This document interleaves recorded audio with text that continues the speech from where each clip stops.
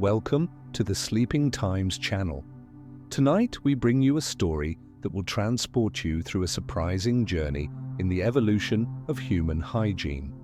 An adventure that reveals how our quest for cleanliness hasn't always followed the path we might expect. Imagine discovering that the luxurious Roman baths, ultimate symbols of civilization, harbored invisible dangers their creators could never have imagined. Or that the medieval era, by rejecting water out of fear, created precisely the problems it tried to avoid. And what if I told you there was a time when elaborate perfumes and aromatic powders were considered complete substitutes for bathing? That Victorian doctors used cleaning products so toxic they caused more harm than the dirt itself? And that in the 20th century, chemicals celebrated as miraculous by modern science turned out to be dangerous only decades later? Discover how our relationship with cleanliness mirrors our evolution as a species, revealing not only scientific advancements but also fears, beliefs, and even obsessions that shaped entire societies. This is a story of brilliant discoveries and devastating errors, of progress and regression, culminating in a fascinating modern understanding of how trillions of invisible microorganisms are, in fact, our most important partners for a healthy life. If you enjoy stories that move, surprise, and make you rethink things we take for granted in our daily lives, don't forget to subscribe to the channel, leave a like, and hit the notification bell so you never miss anything. Let me know in the comments where you're watching from and what time it is there. And tell me, which discovery about hygiene surprised you the most? And remember, throughout the week, we bring new historical adventures waiting to inspire and relax you. Are you ready to embark on this sensory journey through the perfumed baths of the past to the laboratories of the future?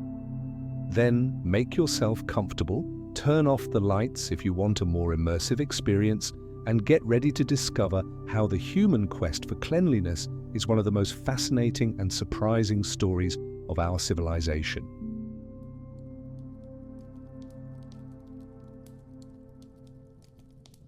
Imagine yourself walking through the cobblestone streets of Rome in the 2nd century AD, where the sound of running water echoes throughout the city like a constant symphony.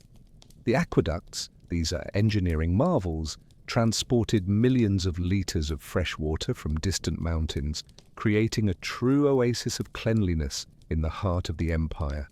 The morning air carried the aroma of perfumed oils and aromatic herbs emanating from the public baths, where hundreds of people were already preparing for their daily purification rituals. The baths were not merely places for bathing, but true temples dedicated to the well-being of body and soul. Upon entering these magnificent complexes, you would be greeted by the warm steam dancing in the air, creating an almost mystical atmosphere. Colorful mosaics on the walls told stories of gods and heroes, while their vibrant hues reflected in the crystal-clear water of the pools. The polished marble beneath bare feet offered a sensation of luxury and sophistication that few places in the ancient world could provide. The ritual began in the apoditerium, the changing room, where slaves carefully guarded bathers' clothes in individual niches. The fabric of togas and tunics, imbued with the scent of lavender and roses, was folded with military precision. From there, the Romans proceeded to the tepidarium, where the mild temperature prepared the body for the extremes that would follow.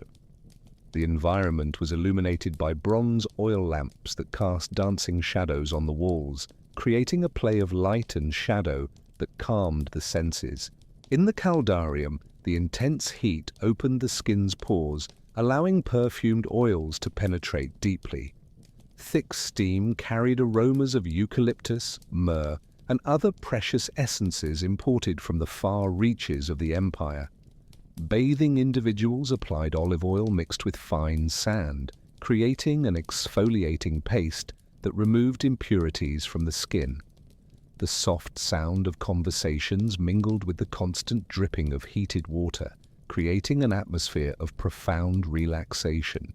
The stridulus, a curved blade of bronze or iron, was used to gently scrape away the mixture of oil, sweat, and dirt from the skin. This process, performed with slow, rhythmic movements, not only cleansed the body but also provided a sense of spiritual renewal. Specialized slaves known as kapsari mastered the art of using these instruments with precision, ensuring that every inch of skin was treated with care. The cool metal of the strigilis contrasted pleasantly with the warmth of the heated skin, creating a unique sensory experience. The frigidarium offered the final contrast, a plunge into icy waters that closed the pores and completely invigorated the body. The sudden transition from heat to cold provoked a sensation of awakening that Romans considered essential for health. The white marble pools reflected the natural light entering through the clear stories, creating luminous patterns that danced on the water's surface. The echo of voices and laughter reverberated through the high arches, creating a human symphony of contentment and well-being. After bathing, Romans headed to the internal gardens of the baths, where ornamental fountains created an atmosphere of serenity. Here, skilled masseurs applied perfumed oils with gentle, rhythmic movements, while the aroma of jasmine and rose lingered in the air. Conversations flowed naturally between friends and acquaintances, transforming personal care into a refined social event. Time seemed suspended in these moments, where the sole objective was the pure pleasure of cleanliness and relaxation. The perfumes used by the Romans were olfactory works of art, created from rare ingredients such as amber, musk, and concentrated floral essences. Each person developed their unique aromatic signature, a sensory identity that accompanied them wherever they went. The colored glass bottles containing these precious items were true jewels, decorated with delicate motifs and guarded as personal treasures. The ritual of applying perfume was almost ceremonial, with each drop strategically placed to maximize its effect. Roman women elevated personal care to an art form, using elaborate makeup made from ground minerals and natural pigments. Dark kohl around the eyes was precisely applied using small ivory sticks, creating an intense and mysterious gaze. Rouge made from red ochre colored the cheeks, while powdered pearls illuminated the skin with a subtle glow. Each product had its unique texture and aroma, transforming daily preparation into a complex and pleasurable sensory ritual. Roman cleanliness represented much more than hygiene. It was a philosophy of life that valued the balance between body, mind, and spirit. Romans believed that a clean body housed a pure soul, and that personal care was a way to honor the gods in society. This holistic approach to hygiene created a culture where cleanliness was synonymous with civilization, setting standards that would influence the Western world for centuries. The legacy of this golden age of hygiene still echoes in our modern spas and contemporary self-care rituals.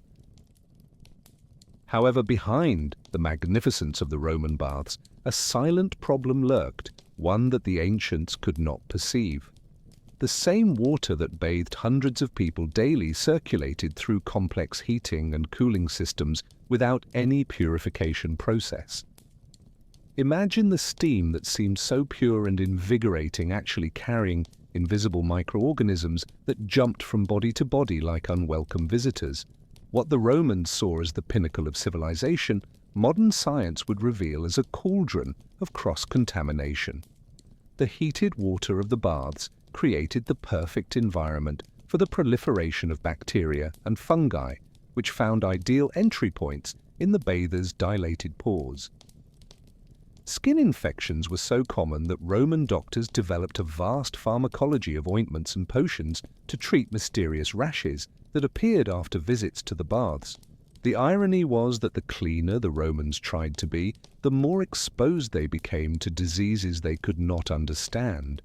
The strigilis itself, often shared among different users, became a vehicle for transmitting skin infections. The drainage systems of the baths, though ingeniously designed, could not completely eliminate the organic waste that accumulated in the pipes. Over time, bacterial biofilms formed on the walls of the aqueducts, creating persistent colonies of microorganisms that continuously contaminated the fresh water reaching the pools.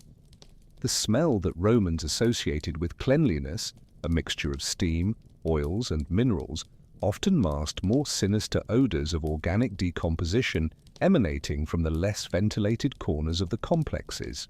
The practice of applying oils to the skin before bathing, while providing a luxurious sensation, created a film that trapped dirt and bacteria against the skin. When hundreds of people followed this same ritual in the same water, the oils accumulated on the surface, forming an iridescent layer that looked beautiful in the lamplight, but was in reality a concentrate of bodily impurities. The stridulus, in scraping off this mixture, often caused micro-lesions on the skin that became entry points for infections. Waterborne diseases such as dysentery and cholera found an ideal environment in the Roman baths to spread rapidly through the urban population. Doctors of the time, unaware of microorganisms, attributed these ailments to miasmas, evil vapors supposedly emanating from unsanitary places. Ironically, while attempting to purify the air with incense and aromatic herbs, they completely ignored the real source of contamination, literally bubbling beneath their feet in the communal pools. The high temperature of the water, which Romans considered therapeutic, actually accelerated the multiplication of thermophilic pathogens, organisms that thrive in warm, humid environments. The lesions caused by excessive heat, which bathers interpreted as signs of purification, were in reality burns that compromised the skin's natural barrier. The extreme thermal contrast between the caldarium and the frigidarium, while providing invigorating sensations, caused thermal shock that temporarily weakened the immune system.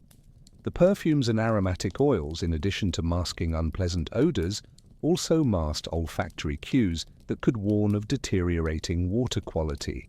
Substances like lead, used extensively in the manufacture of pipes and containers, slowly dissolved in the heated water, causing chronic intoxication that manifested in neurological symptoms that Romans could not connect with their hygiene habits.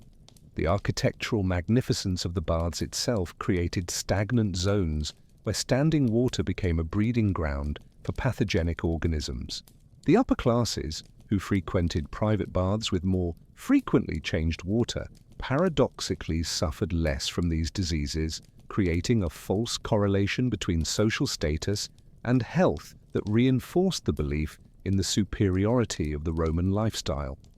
Meanwhile, the public baths, frequented by the general population, became true laboratories of microbial evolution, where resistant strains of bacteria developed and spread. The decline of the Roman Empire coincided, not by chance, with epidemic outbreaks that found an unexpected ally in collective hygiene practices. The bitterest lesson from this golden age of Roman cleanliness was discovering that the intention to purify can inadvertently contaminate when we do not fully understand the invisible mechanisms that govern health. Water, a fundamental element of life and cleanliness, proved to be a double-edged sword that could both heal and sicken, depending on how it was treated and shared. This belated discovery would profoundly shape attitudes towards hygiene in the ages that followed, creating a distrust of water that would endure for over 1,000 years. With the fall of the Roman Empire, Europe plunged into an era where water transformed from a symbol of civilization into an object of profound suspicion and fear. The magnificent baths were abandoned, their pipes clogged, and their mosaics covered by vegetation growing between cracked stones. Knowledge of aqueducts and sanitation systems vanished like smoke, taking with it centuries of advancements in public hygiene. In place of the bathing culture, a new philosophy emerged that viewed bodily dirt not as something to be eliminated, but as a spiritual armor against the temptations of the flesh. The early Christian Church, in its quest to distinguish itself from Roman pagan excesses, began to preach that excessive care for the body was a form of sinful vanity. Baths, once celebrated as purification rituals, were reinterpreted as carnal indulgences that drew the soul away from God. Saint Jerome declared that he who has once been bathed in Christ needs not be bathed again, establishing a doctrine that equated spiritual cleanliness with the unnecessity of bodily hygiene. This philosophy spread through monasteries and eventually throughout medieval society.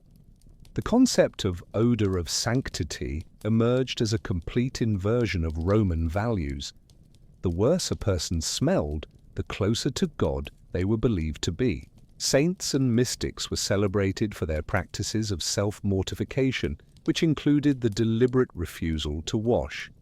St. Agnes spent years without touching water to her body, and St. Francis of Assisi considered dirt a spiritual sister.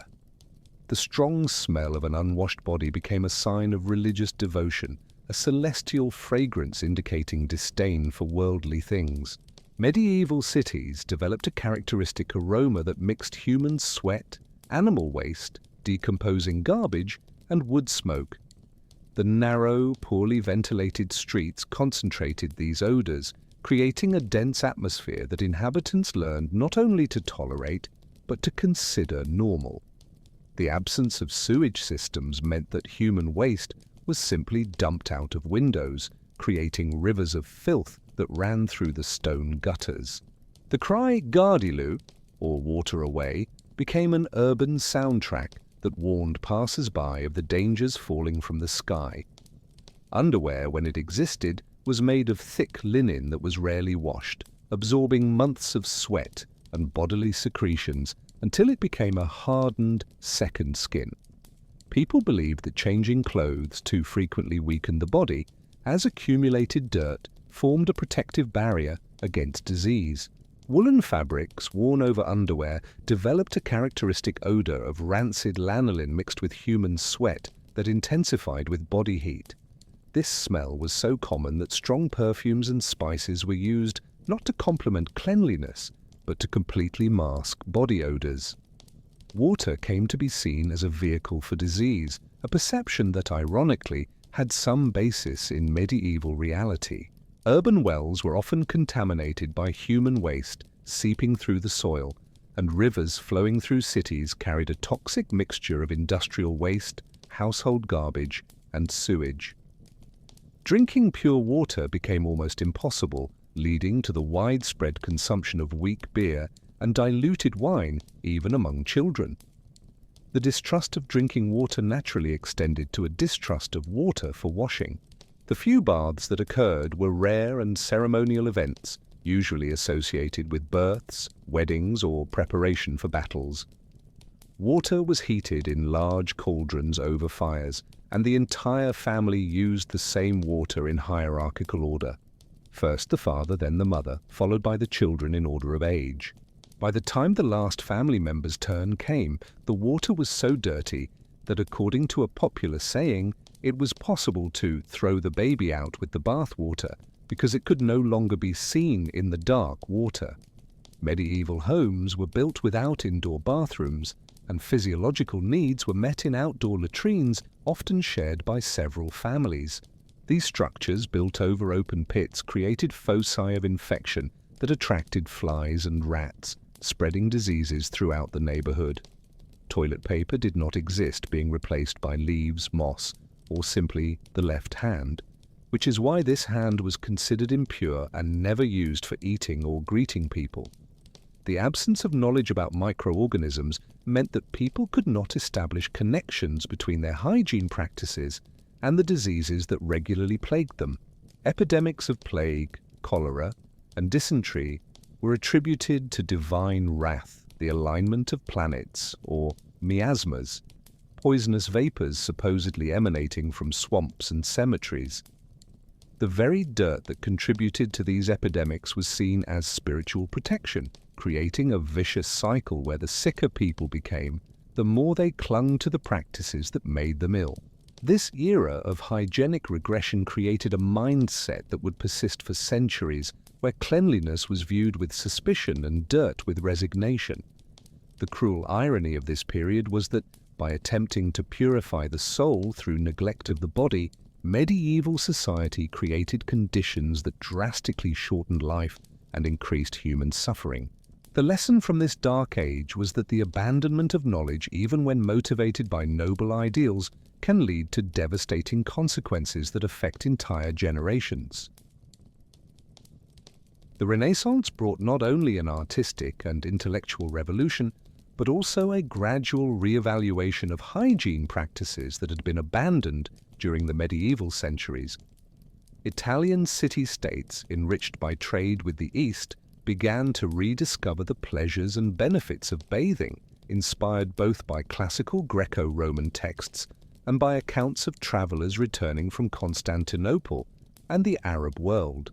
Venice, with its winding canals, became a laboratory of hygienic experimentation where water was once again seen not as an enemy, but as an ally of health and beauty. Renaissance palaces began to incorporate elaborately decorated bathrooms where frescoes of nymphs and aquatic gods adorned polished marble walls. These intimate chambers were lit by scented candles that created an atmosphere of luxury and sensuality, very different from medieval austerity. Water was heated in bronze and silver vessels, and wooden bathtubs lined with fine linen replaced the crude medieval tubs. The bathing ritual once again became a social event among the aristocracy, where refined conversations mingled with the aromatic steam of medicinal herbs. Venetian and Florentine courtesans elevated personal care to an art form, developing secret recipes for perfumed soaps made with olive oil, ashes of aromatic plants, and imported floral essences. These soaps, molded into delicate shapes and decorated with dried petals, were true works of art that perfumed not only the body, but also the environments where they were stored. The manufacturing process of these soaps became a refined science, with each noble family jealously guarding their ancestral formulas passed down from mother to daughter. Public baths resurfaced in Renaissance cities, but this time with a more sophisticated understanding of the need to change water regularly. The owners of these establishments, many of whom were doctors or alchemists, began to experiment with different temperatures and medicinal additives, creating personalized therapeutic experiences. Natural thermal waters were rediscovered and valued, with people traveling great distances to take the waters in places like Baden-Baden and Carlsbad, establishing the tradition of medicinal spas that continues to this day. Arab influence brought to Europe the concept of the hammam, steam baths that combine cleansing with relaxation and socialization. These establishments, adapted to European tastes, offered a complete sensory experience where steam perfumed with essential oils opened the pores, allowing for deeper cleansing. Specialized attendants used horsehair gloves to gently exfoliate the skin, removing dead cells and stimulating blood circulation.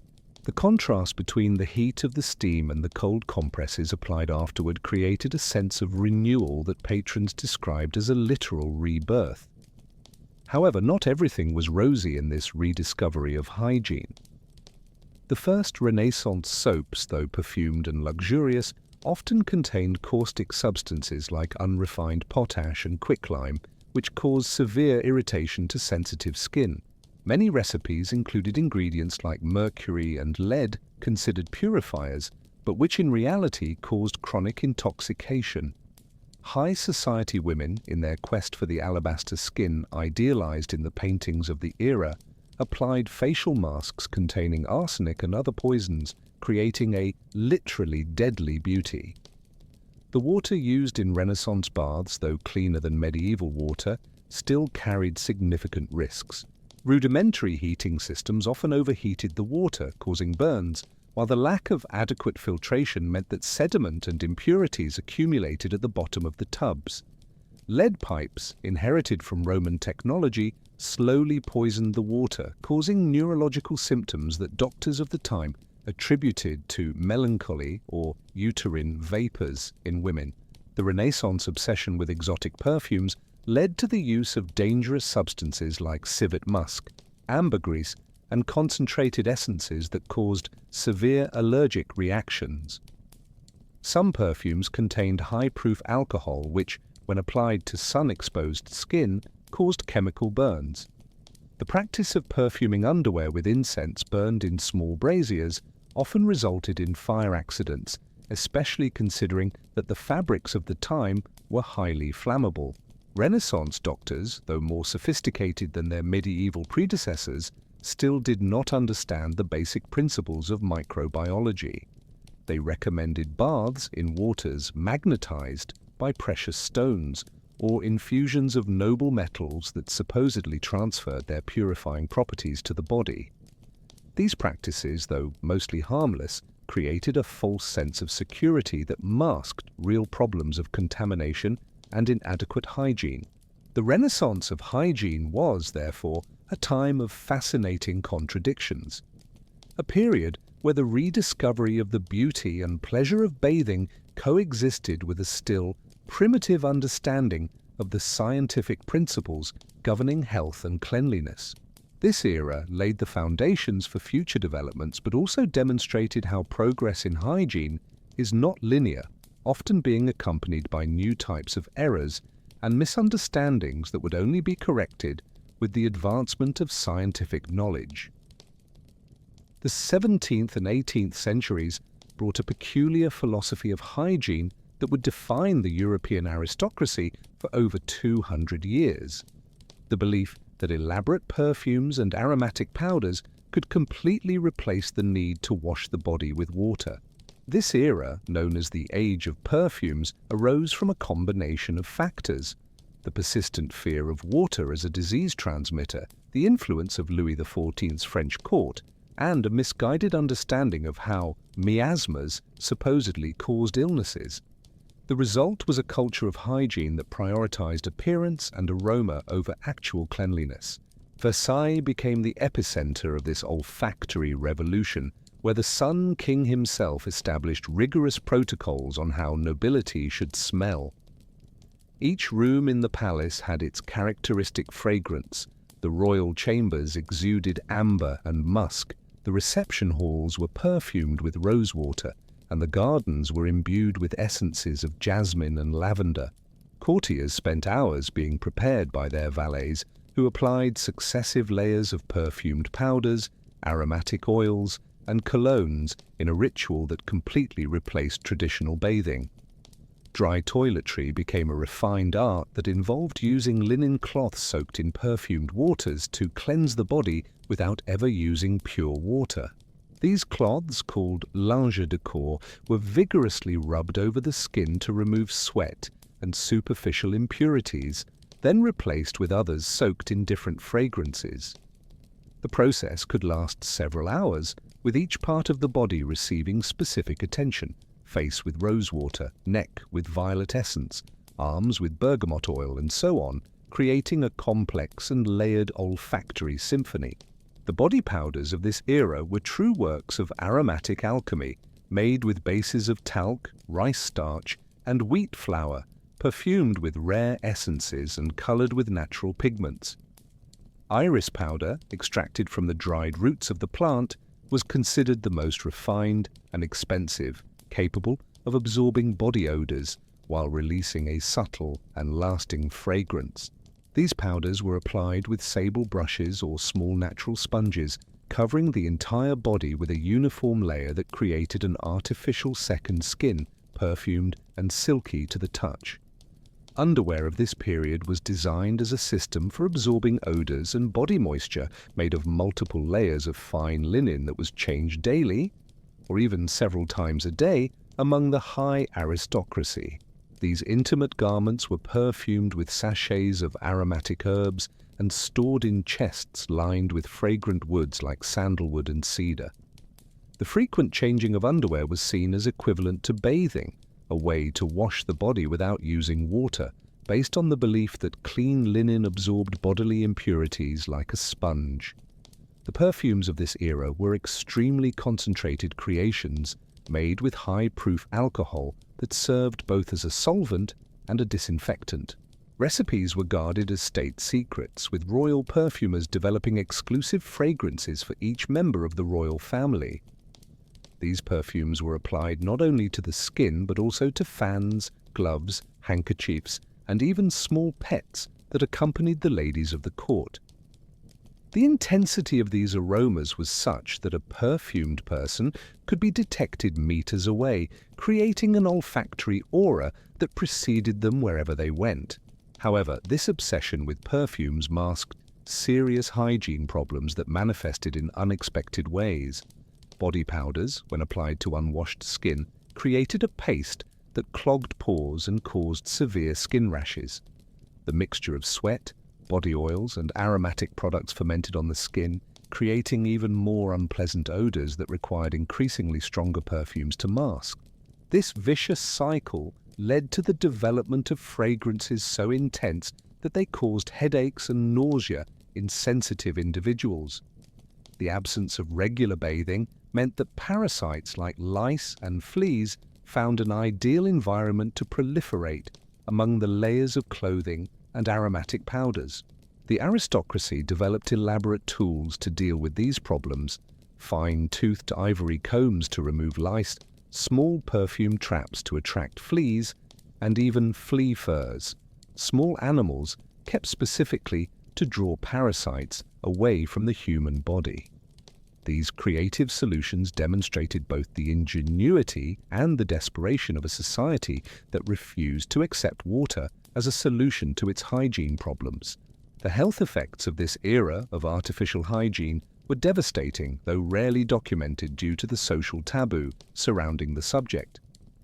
Skin infections were endemic among the aristocracy, disguised under layers of makeup and colored powders. Respiratory diseases caused by the constant inhalation of concentrated perfumes were common, as were digestive problems caused by the accidental ingestion of chemicals applied to the skin. The life expectancy of the nobility, paradoxically, was often shorter than that of peasants who, out of necessity, maintained more basic but effective hygiene practices. The age of perfumes taught a valuable lesson about the difference between appearance and reality in personal hygiene. It demonstrated how superficial solutions, no matter how elaborate and expensive, cannot replace fundamental cleaning practices. This era also revealed how social pressures and fashions can lead entire societies to adopt health-damaging practices simply because they are considered elegant or sophisticated. The legacy of this era persisted for decades, creating a distrust of water that would only be completely overcome with the advent of modern microbiology. In the mid-19th century, in the dimly lit corridors of the Vienna General Hospital, a young Hungarian physician named Ignaz Semmelweis made an observation that would forever change our understanding of hygiene and health. The year was 1847, and Semmelweis had noticed an alarming difference in mortality rates between two maternity wards of the hospital. In the ward attended by doctors and medical students, 1 in 10 women died of puerperal fever, while in the ward attended only by midwives, only 1 in 50 women succumbed to the same illness. This discrepancy deeply intrigued him, especially since the physical conditions of the two wards were practically identical. The answer came tragically when his friend Jakob Kolečka, a professor of forensic medicine, died after accidentally cutting himself during an autopsy. The symptoms Kolečka developed before dying were identical to those of the puerperal fever that was killing so many women in the hospital. Semmelweis had a devastating revelation. The doctors and students who performed autopsies in the morning were carrying cadaveric particles on their hands when they examined pregnant women in the afternoon. The midwives, who did not participate in autopsies, did not carry this deadly contamination. With this understanding, Semmelweis instituted a revolutionary policy. All doctors and students were required to wash their hands with a chlorinated lime solution before examining patients. The effect was immediate and dramatic. Mortality rates in the medical ward plummeted to levels comparable to those of the midwives' ward. The strong smell of chlorine, which initially caused nausea in doctors, became the scent of salvation for hundreds of women who now survived childbirth. Hands, once seen only as instruments of healing, were also revealed as potential weapons of death when not properly purified. Semmelweis meticulously documented his results, creating graphs and tables that clearly showed the correlation between hand-washing and reduced mortality. He expanded his observations to include medical instruments, requiring them to be disinfected with the same chlorinated solution. The protocol he developed was rigorous. Hands had to be vigorously scrubbed for at least 5 minutes, paying special attention to nails and the spaces between fingers until the smell of organic matter was completely eliminated by the penetrating odor of the disinfectant. However, the medical community's reaction to Semmelweis's discovery was devastatingly hostile. His colleagues felt insulted by the suggestion that their hands, instruments of healing, blessed by years of medical education, could be vehicles of death. The idea that gentlemen could have dirty hands was considered an unacceptable social affront. Renowned professors publicly ridiculed his theories, arguing that diseases were caused by atmospheric miasmas, not by physical contamination. The resistance was both scientific and cultural. Accepting Semmelweis's ideas meant admitting that medicine had been killing patients out of ignorance. The social and professional pressure on Semmelweis became unbearable. He was dismissed from the hospital and ostracized by the Viennese medical community. His attempts to publish his findings were met with skepticism and hostility. Colleagues who had initially supported his methods began to abandon them under institutional pressure. The hand-washing protocol was gradually relaxed and eventually abandoned, and mortality rates returned to previous levels. Women who could have been saved continued to die while the medical community refused to accept an inconvenient truth. Semmelweis's personal tragedy mirrored the scientific tragedy of his rejected discovery. He developed signs of mental instability, possibly caused by the frustration of seeing his findings ignored while patients continued to die unnecessarily. His writings became increasingly bitter and accusatory, further alienating his colleagues. In 1865, at the age of 47, Semmelweis was committed to an asylum where he died 2 weeks later from injuries that may have been caused by a beating.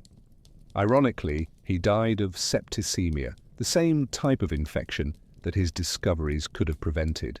The validation of Semmelweis's theories only came decades later, when Louis Pasteur and Joseph Lister developed the germ theory and the principles of antiseptic surgery. Lister, inspired by Pasteur's work on microorganisms, began using carbolic acid to sterilize surgical instruments and wounds. The penetrating smell of carbolic acid in hospitals became the new aroma of scientific medicine, replacing the odors of putrefaction that were once accepted as normal. Gradually, the medical community began to recognize that Semmelweis had been right all along. Semmelweis's posthumous rehabilitation was both scientific and moral. Hospitals began to be named in his honor, and his hygiene practices became a global standard. The hand-washing protocol he developed, with minor modifications, is still used today in hospitals around the world. His story became a powerful symbol of the dangers of scientific dogma and the importance of keeping an open mind to evidence that challenges established beliefs. The Semmelweis effect came to denote the tendency to reject new knowledge that contradicts accepted paradigms. Semmelweis's discovery marked the beginning of the modern era of medical hygiene, but its initial rejection demonstrated how scientific progress can be delayed by social prejudices and institutional resistance. His story teaches that scientific truth is not always immediately accepted, especially when it challenges established power structures or wounds professional pride. Semmelweis's tragedy serves as a permanent reminder that saving lives sometimes requires not only scientific discoveries, but also the courage to face social resistance and the humility to accept that old practices may be wrong.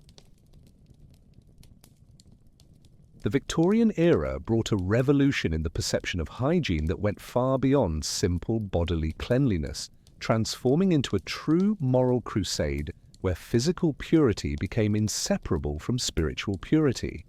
This period, which spanned from 1837 to 1901 during Queen Victoria's reign, established deep connections between cleanliness and moral virtue that would influence Western society for generations. The adage, "cleanliness is next to godliness," was not merely a poetic expression, but a guiding principle that governed everything from domestic architecture to public health policies.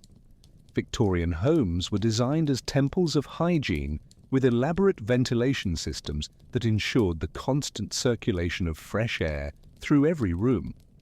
Tall and numerous windows allowed sunlight, considered a natural disinfectant, to penetrate every corner of the residence. Bathrooms, once relegated to external outhouses, were brought inside homes and transformed into sanctuaries of white porcelain, where every surface could be easily cleaned and disinfected. The sound of running water through copper pipes became the soundtrack of Victorian modernity. The obsession with cleanliness created an entire industry of household products and services.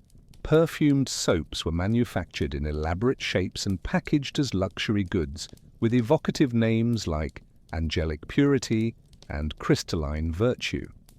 Victorian housewives developed cleaning routines that occupied practically their entire day. Mondays for laundry, Tuesdays for ironing, Wednesdays for polishing silver, and so on. The smell of caustic soda soap and bleach permeated residences, creating an atmosphere that associated strong chemical aromas with domestic virtue. White clothing became a symbol of moral and social status, as only families with sufficient resources could keep white fabrics impeccably clean in an era of coal and soot. Laundresses developed elaborate techniques using boiling water, alkaline soaps and chemical bleaches to maintain the whiteness that demonstrated both prosperity and virtue. The washing process was physically strenuous, involving hours of vigorous scrubbing, multiple rinses and careful drying.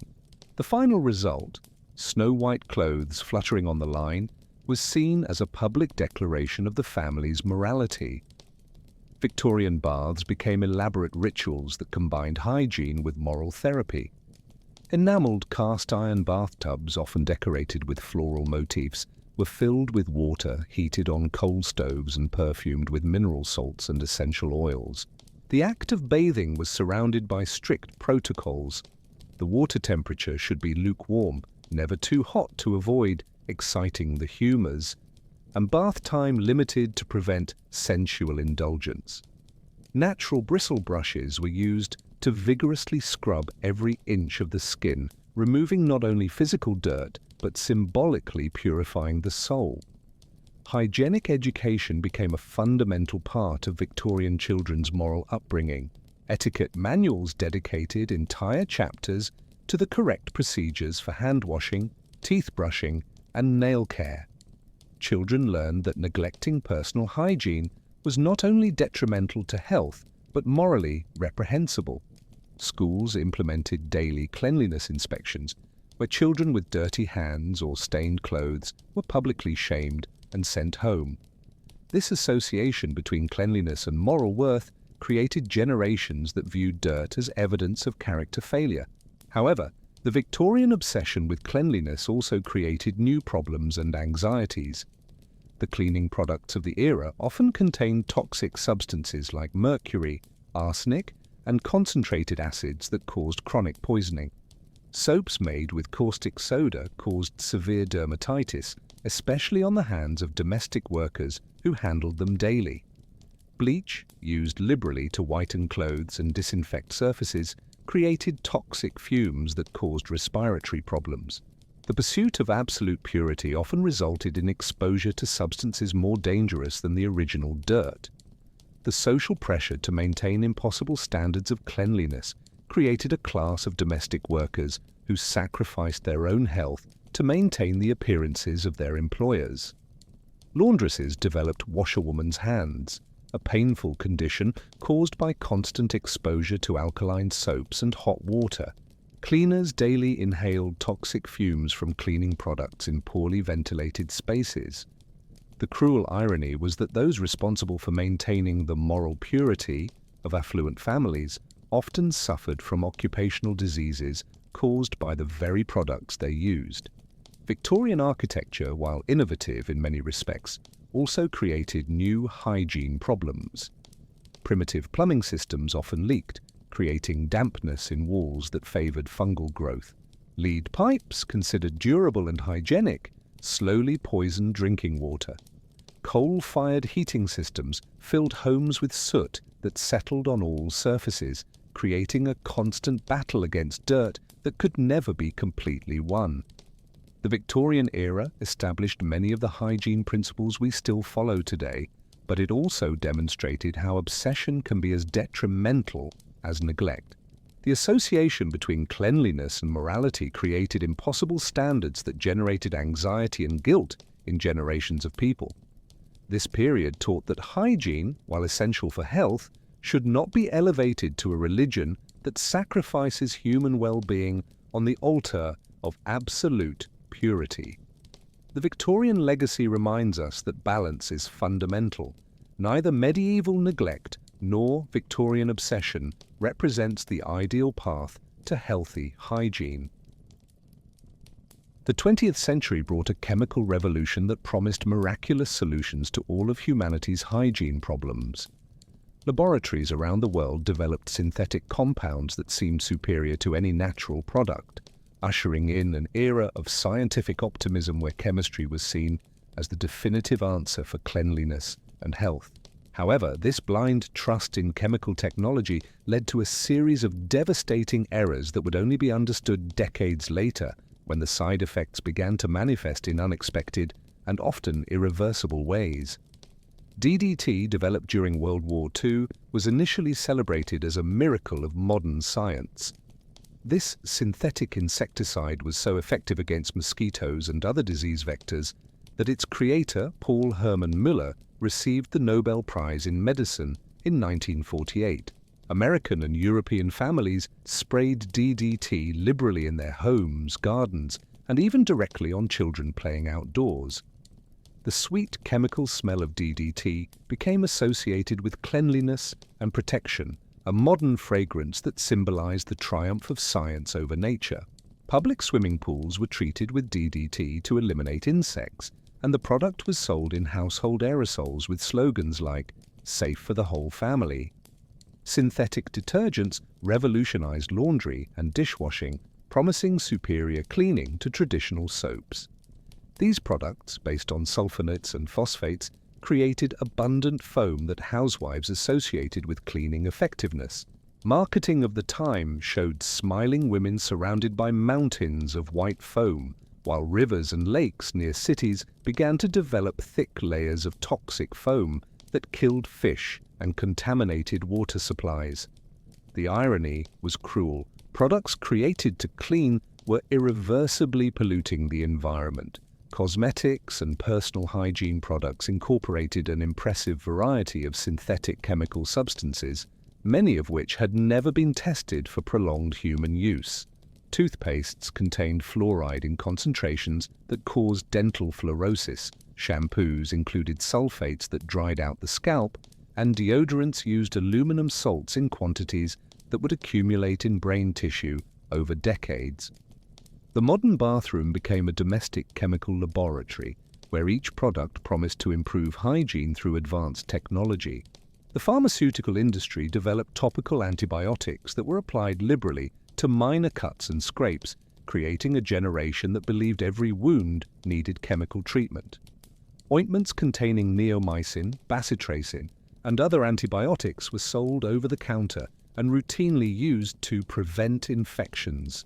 This seemingly harmless practice contributed to the development of antibiotic-resistant bacteria, a problem that decades later would become one of the greatest threats to global public health. Household cleaning products became chemical arsenals that promised to eliminate 99.9% of all germs and bacteria.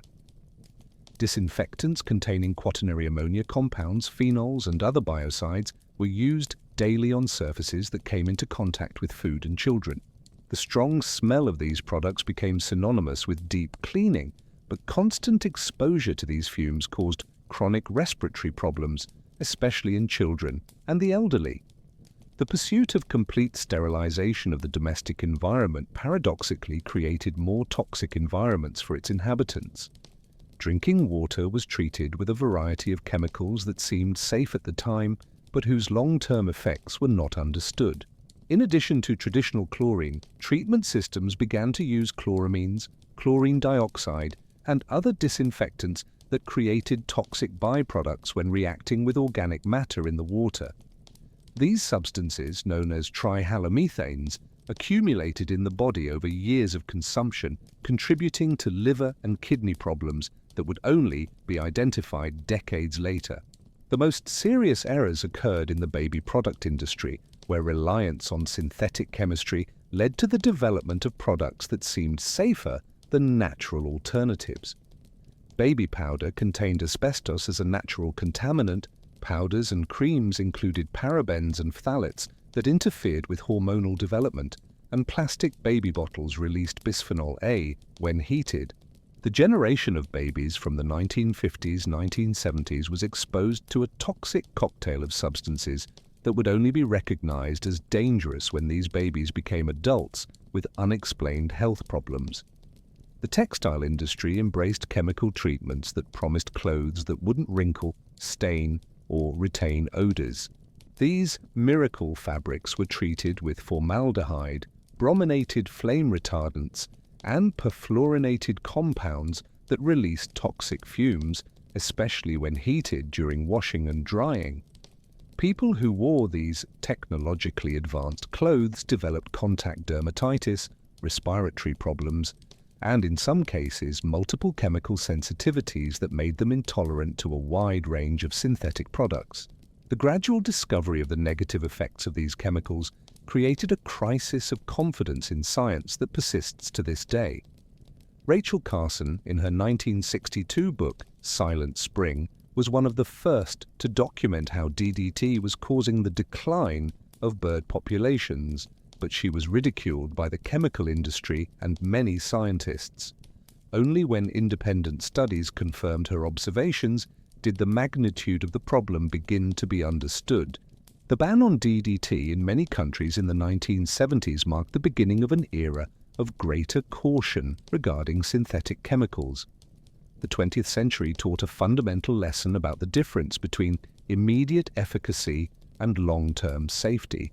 Many products that seemed miraculous when introduced proved dangerous when their cumulative effects were studied over decades. This experience established the importance of rigorous testing and longitudinal studies before the approval of new chemical products.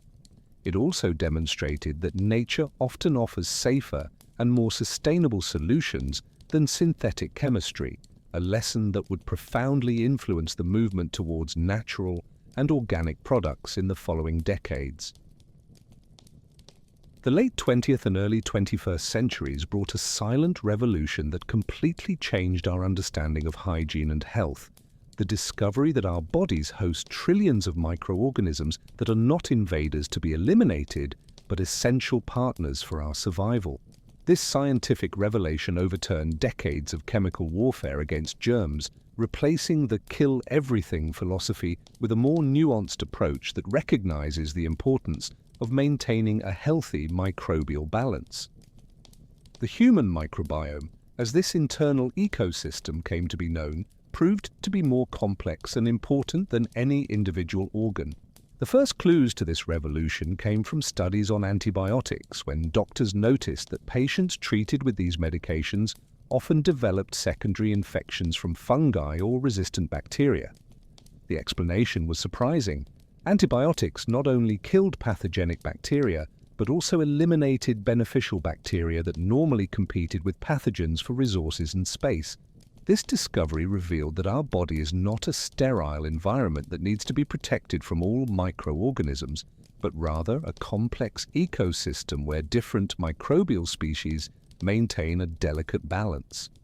The skin, once seen simply as a physical barrier against infections, revealed itself to be a diverse microbial garden where hundreds of different species of bacteria, fungi, and viruses coexist in harmony. Each region of the body, forehead, armpits, hands, feet, harbors distinct microbial communities adapted to the specific pH, humidity, and temperature conditions of each location.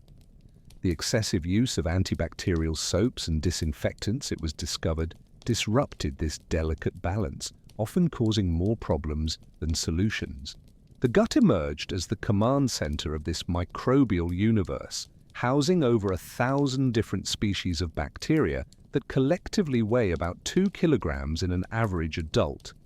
These bacteria are not just passive passengers, but active participants in digestion, vitamin production, immune system regulation, and even the production of neurotransmitters that affect mood and behavior. The discovery that the gut produces more serotonin than the brain revolutionized our understanding of the connection between digestive and mental health.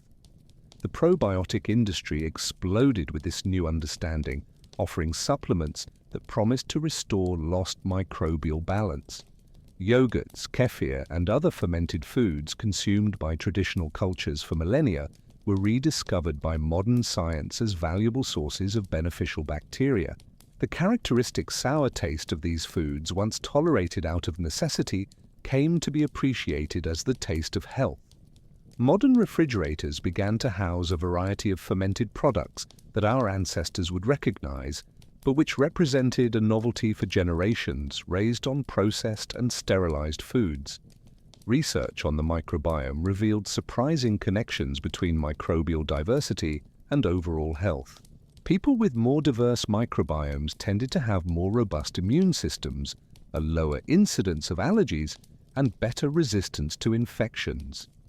This discovery explained why children raised in overly clean environments often developed more allergies and asthma than those exposed to a greater variety of microorganisms during childhood. The hygiene hypothesis suggested that some exposure to germs during the early years of life was not only inevitable but necessary for the proper development of the immune system. Hospitals, traditionally the most sterilized environments in society, began to rethink their cleaning practices in light of this new understanding. It was discovered that the complete elimination of microorganisms created empty ecological niches that were quickly occupied by antibiotic-resistant pathogens. Some hospitals began experimenting with bacteriotherapy, the deliberate introduction of beneficial bacteria to compete with dangerous pathogens. The smell of hospital disinfectant, once associated with maximum safety, began to be questioned as potentially counterproductive. The cosmetic industry responded to these discoveries by developing products that promised to nourish, rather than eliminate, the skin's microbiome. Creams and lotions began to include prebiotics, substances that feed beneficial bacteria, and topical probiotics. Marketing shifted from kills 99.9% of germs to maintains the skin's natural balance. This change represented a philosophical revolution, from an approach of total war against microorganisms to a strategy of peaceful and mutually beneficial coexistence. Agriculture was also impacted by this new understanding, with farmers rediscovering the importance of soil microorganisms for plant health. Agricultural practices that had relied heavily on pesticides and chemical fertilizers began to incorporate plant probiotics and composting techniques that promoted microbial diversity. Healthy soil, it was discovered, was as dependent on its microbiome as the human body, creating fascinating parallels between human and environmental health. This microbial revolution also brought new challenges and uncertainties. The commercialization of probiotics often outpaced scientific evidence, with products promising benefits that had not yet been proven. The regulation of these products proved complex, as they occupied a gray area between food and medicine.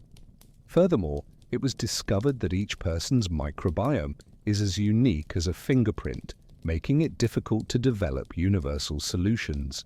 The microbiome era taught that ideal hygiene is not about the total elimination of microorganisms, but about maintaining a healthy balance. This understanding represents a synthesis of lessons learned throughout the history of human hygiene. Neither medieval neglect nor the chemical warfare of the 20th century represents the ideal path. Instead, wisdom lies in working with, rather than against, the natural systems that have evolved over millions of years to maintain our health and well-being. As we walk through the second decade of the 21st century, human hygiene finds itself at a fascinating crossroads where futuristic technologies converge with rediscovered ancestral wisdom. Research laboratories around the world are developing solutions that our ancestors could not have imagined. Self-cleaning surfaces inspired by lotus leaves, fabrics impregnated with silver nanoparticles that eliminate odors, and water purification systems that use ultraviolet light to destroy pathogens without adding chemicals.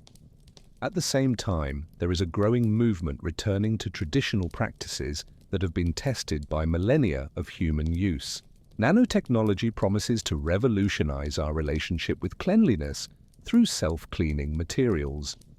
Glass treated with titanium dioxide nanoparticles breaks down organic molecules when exposed to sunlight, eliminating dirt and bacteria without human intervention. Fabrics incorporating carbon nanotubes repel liquids and dirt, creating clothes that remain clean for weeks. These innovations echo the Victorian dream of absolute purity, but use scientific principles that finally make this ideal achievable without the toxic side effects of the past. Artificial intelligence is being integrated into home hygiene systems, creating homes that continuously monitor air quality, detect invisible contaminants, and automatically adjust purification systems. Microscopic sensors can identify specific pathogens in the air or on surfaces, triggering targeted responses that eliminate only problematic microorganisms while preserving beneficial ones. This surgical precision represents an evolution from the chemical bombardment approach that characterized the 20th century.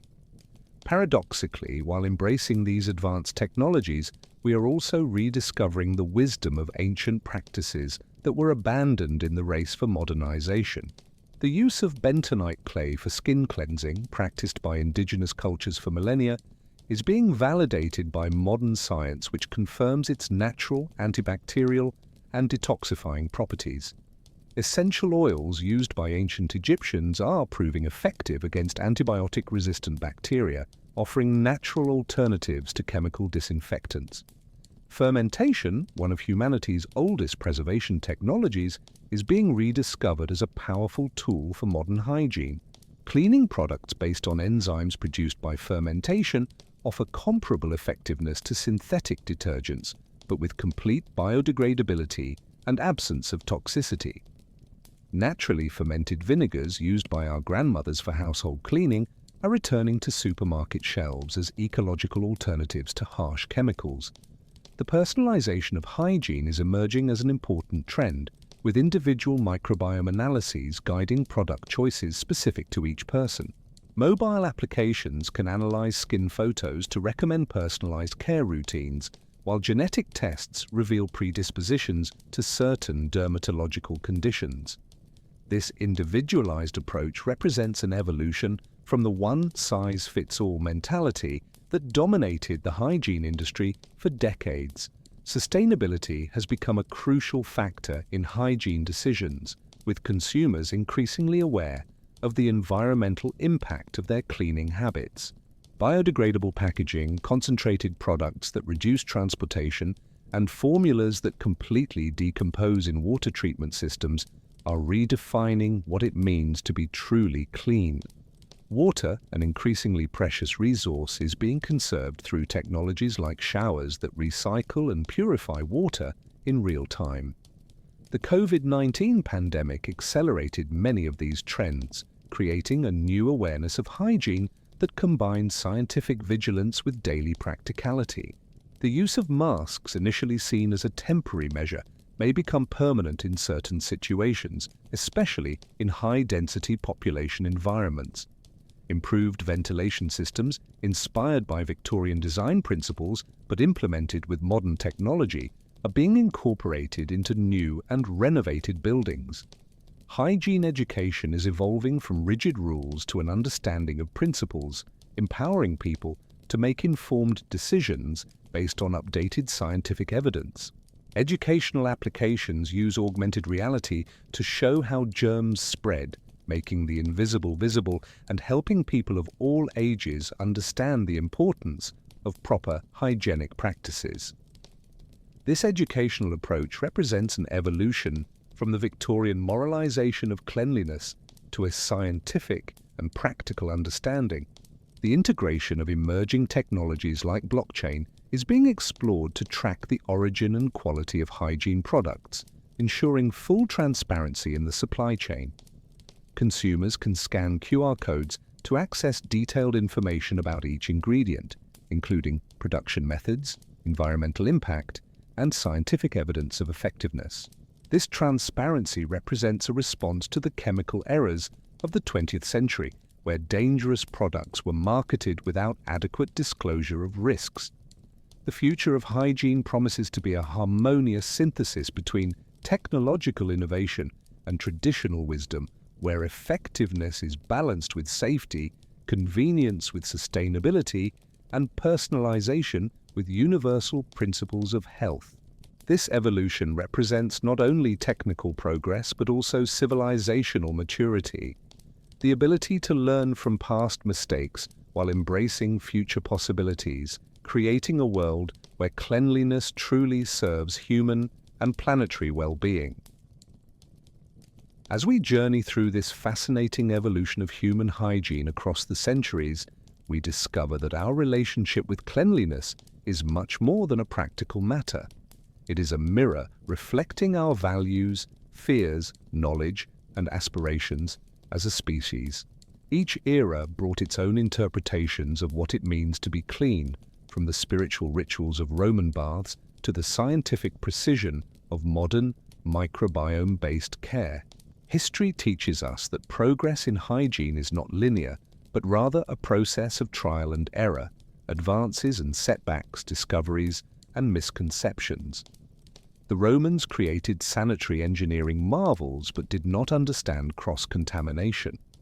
The medieval era rejected water out of fear, creating conditions that perpetuated the very diseases they sought to avoid.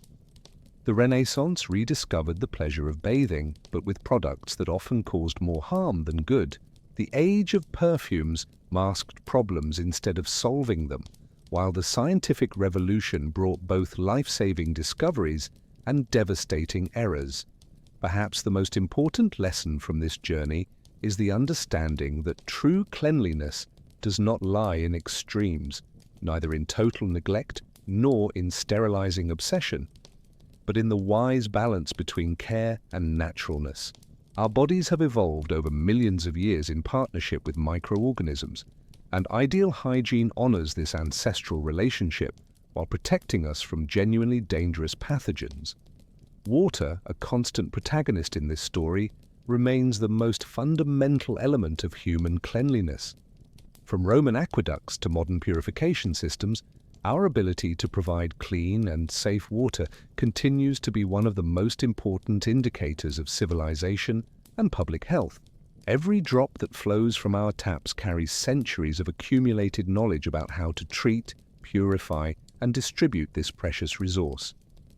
As we look to the future, we carry with us the lessons of all these eras: Roman ingenuity, medieval caution, Renaissance creativity, the elegance of perfumes, scientific precision, modern environmental awareness, and the wisdom of microbial balance. Our task is to synthesize this knowledge into practices that are simultaneously effective, safe, sustainable, and accessible to all humanity. Hygiene, we have discovered, is as much art as science, as much tradition as innovation. It is a daily act of self-care that connects us with our most fundamental humanity, reminding us that caring for our body is a way to honor the life given to us. In this simple ritual of cleanliness, we carry with us all the wisdom of our ancestors and all the hope for a cleaner, healthier, and more harmonious future for generations to come.